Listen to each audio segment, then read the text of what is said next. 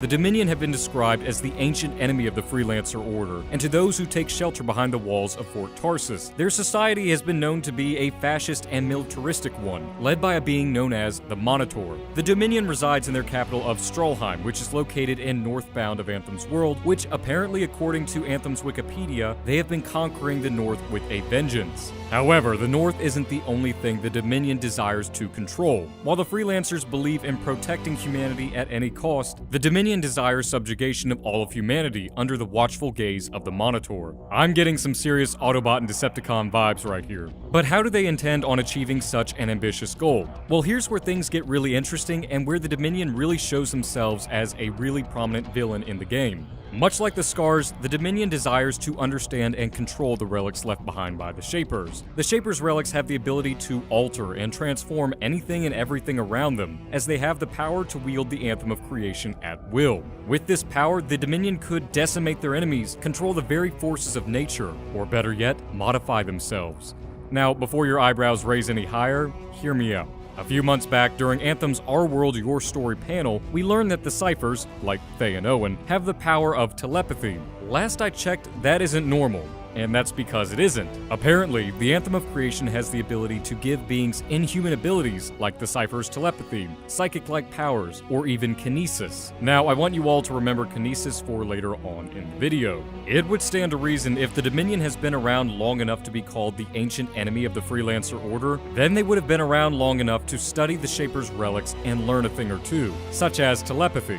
With a leader with a name like the Monitor, you would have to imply some form of, well, monitoring. And what better way to monitor your subjects than through the power of telepathy? Not to mention how much of a threat you would be to your enemies if you had the ability to perform telepathy against them. By every indication, the best we have, at least as far as using telepathy goes, are the Ciphers, and at the time of this video, I don't see them weaponizing it or using it beyond communicating with us and providing intel. Perhaps we have developed a way to protect ourselves against unwanted telepathic attacks or communication. I am not 100% sure about this, and we're getting off topic. At any rate, it would stand to reason that the Dominion already has a decent grasp on telepathy, which, again, explains the Monitor, his militaristic and fascist grip on his society, and the Dominion as a whole. However, who is to say their understanding and grasp of the Anthem ends there? Remember how I mentioned kinesis before? Well, they've definitely nailed that one, as shown in the fan-favorite Storm Javelin. In a previous video, I discussed how the Legion of Dawn didn't necessarily invent all 4 of the Javelin suits. They developed the Ranger, and maybe the Colossus with a small possibility of the Interceptor.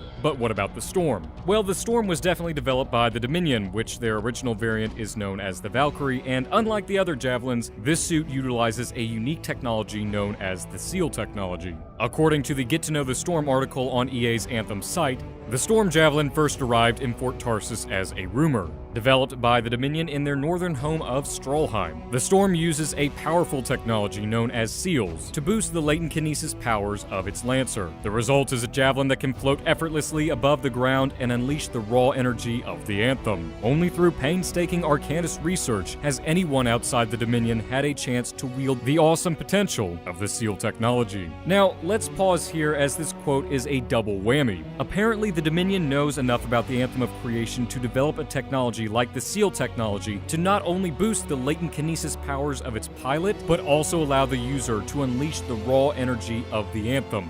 Red flags are waving like crazy right now.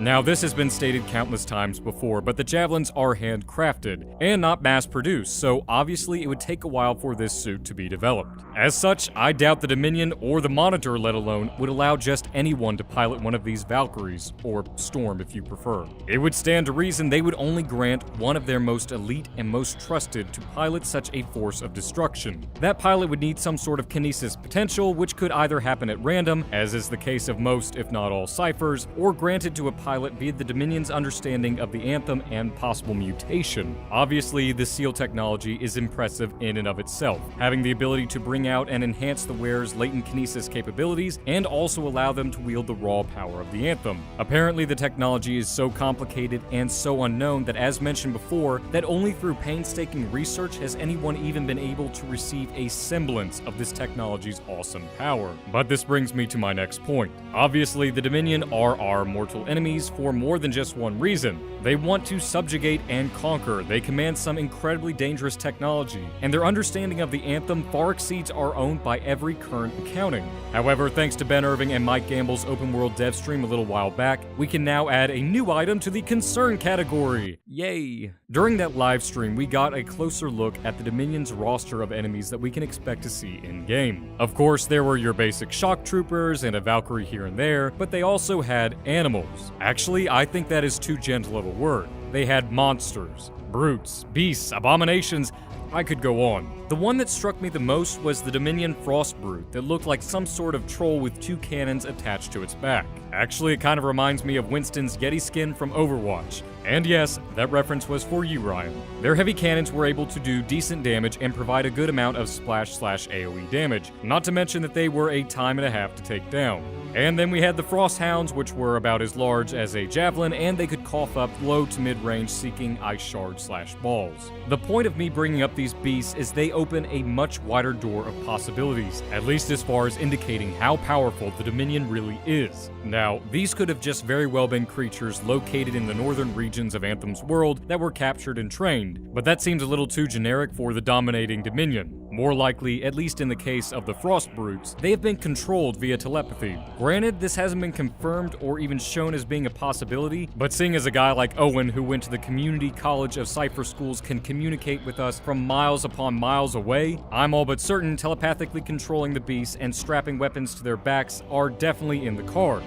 However, this possibility is too real not to mention it, and its likelihood, on the other hand, remains to be seen. Since the Dominion, by every indication, can manipulate aspects of the Anthem of Creation, as evident by the Monitor's potential telepathic control over his people, their understanding and ability to heighten latent kinesis potential, and not to mention developing a technology that unleashes the raw power of the Anthem, it would make sense that they could potentially create life, or, failing that, mutate life into those Frost Brutes, Hounds, and who knows what else we will see when Anthem releases. One thing is for certain though, we are in for one hell of a fight when it's time to suit up and take on the Dominion in February. This quote from Game Informer's Anthem article pretty much rounds up all the motive you really need to combat this malevolent force. You and your friends need to stop them, not because you're the chosen one, but because they're putting everyone's survival at risk. The Dominion wants to subjugate and control the Anthem freelancers.